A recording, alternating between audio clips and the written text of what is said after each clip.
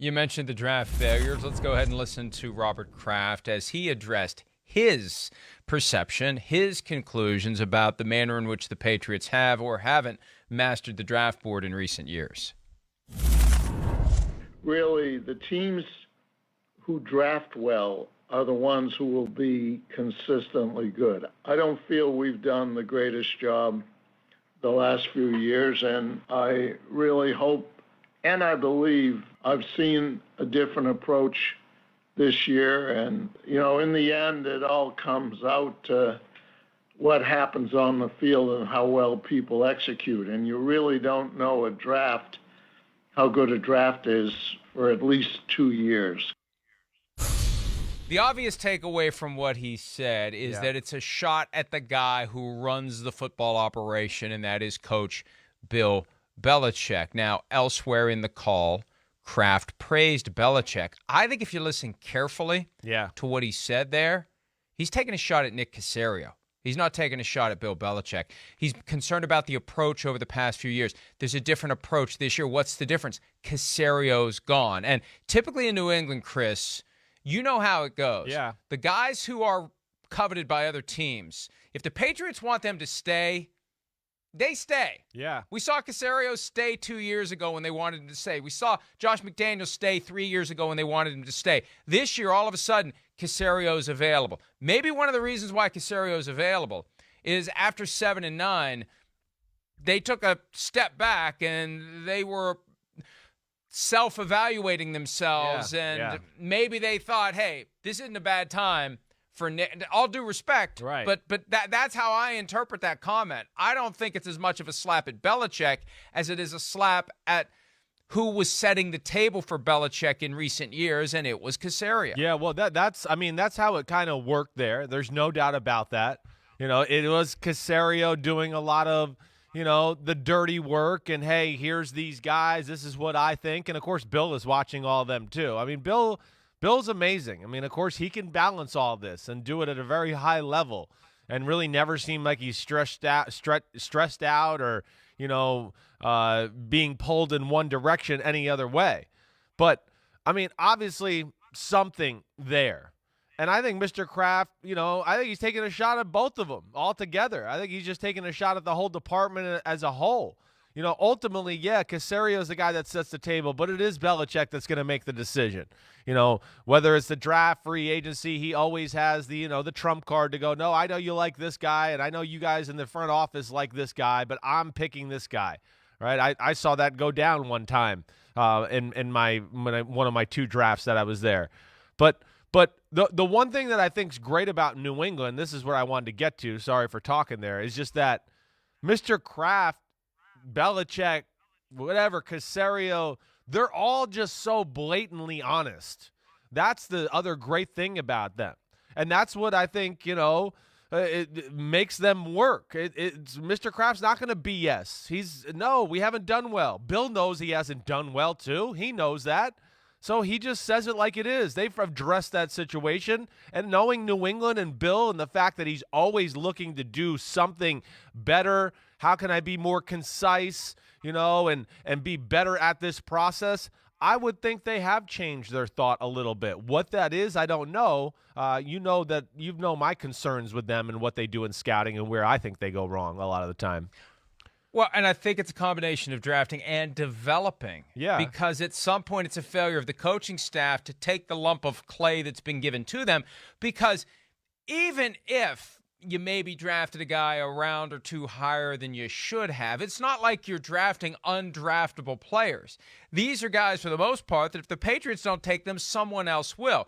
These are guys who at least have earned a shot in the NFL. So when they get through the door, who is in position to shape them into NFL players who can make a roster and who can contribute? So I think when we talk about draft failures, chronic draft failures, we have to also add and develop, because I think that's one of the flaws here as well, because we've seen what Bill Belichick can do with certain players, and I think he gravitates toward guys, we've talked about this before, who know what they're doing. Sure. Not guys who he may have some impatience for because they're still, wide-eyed and confused Right. and they don't know how to Sure. properly do things. And Belichick's like, get this guy out of here. I want this guy instead. Well, I mean, there's certainly something to that. I do think Belichick is good at developing players. I will say that. I do, because he's so about the basics and teaching you the right way and doing things. But I think something else you said is also correct here as far as, he's so into, like you just talked about, Mike, like guys that do the right thing, and he does this, and when I tell him to do that, he does it. It's perfect that way. To me, that's where the process goes wrong. You've heard me say this before, I believe, that it's the type of player they bring in to where I want to go, no, you can't develop him into anything. He's developed. He's not that good. You took him because of character and brains and things like that, little other intangibles, that you feel like he will be an important or be able to be a piece that fits into the bigger cog of their machine and everything like that. And that's where I always thought they messed up. A little too much value on brains and character as compared to just, bottom line talent. And that was one thing that always jumped out to me in my 2 years being there. Yeah, plenty of guys love football. Right. And they also suck at football. That's right. And that's the reality. You got to find the sweet spot where you get guys who have NFL caliber ability and have all those intangibles that they love. Guys who have been team captains, guys who would play for free, guys who will take pay cuts, guys who will play for less. Right. All of those things that help build the dynasty primarily in the first decade of the run. That's when they had a lot of those types of guys, but they still value that and they look for that. The fact that the Patriots went 7-9 is really what has created this urgency, because it was the first time since 2000 they were below 500. And there was an exchange yesterday during this conference call that I want to read a little bit of it. We don't have the sound of it. Greg Bedard asked Kraft this question: what was your general impression of the team going 7-9? Did you have a meeting with Bill after the season to summarize it? What assurances do you have that personnel realize the error of their ways and are ready to correct them? Response: thanks, Greg. I appreciate it. I'll answer your question by saying that the 34 years before we owned the team, do you know how many home playoff games there were? And the response from Bedard was 0. Actually, 1. Do you know how many we've had since we've owned the team the last 27 years?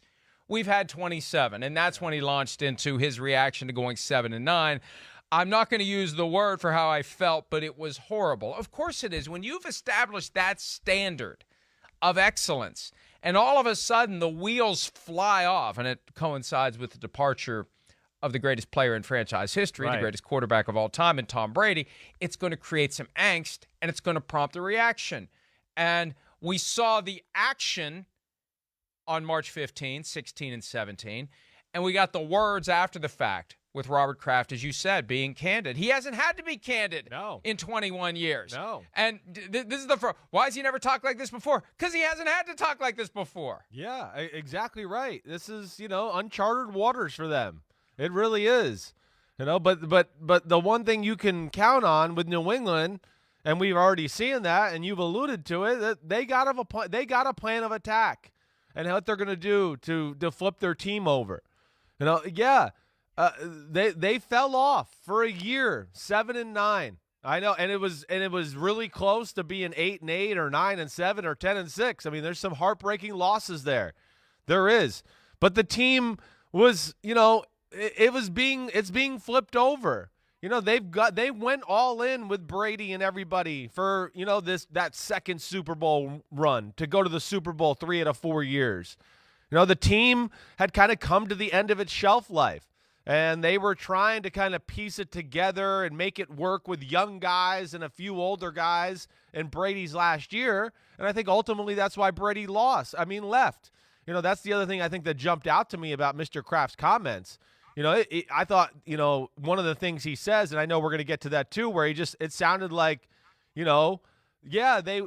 let Brady go. They wanted him back, but it sounded like, we let him go because he knew he wasn't going to have a ton of talent here, and he wanted more talent on his team, right? I mean, that's what it sounded like, and there's nothing wrong with that.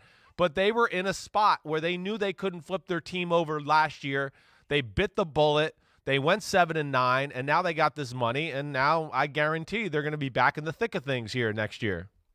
I agree with what you said, but it reminded me of the excuse making during the season from Bill Belichick, where he created the impression that they went all in and blew out the cap and spent in a way that just isn't true. Yeah, it's not true. Right. What it was the accumulation of bad drafts, failure to develop, and then you've got that young nucleus that never really matures into the guys who get second contracts, the guys who become cornerstones of the franchise. So now what you have to do is you have to go out and buy those guys on the open market because you haven't been able to develop them. I think that's the reality. They did not go out and engage in all sorts of salary cap magic to hold these teams together. No, they just didn't have very good teams, and it caught up with them last year. Exactly. But it caught up with them last year. It caught up with them last year. You're right. And then the lack of young, development. I think you're spot on right there with the fact that, hey, we got a bunch of guys that are in years 6, 7, 8, and 9, right? That fact there was nothing in the middle to kind of mesh them together. There, I guess, is what we're saying, really.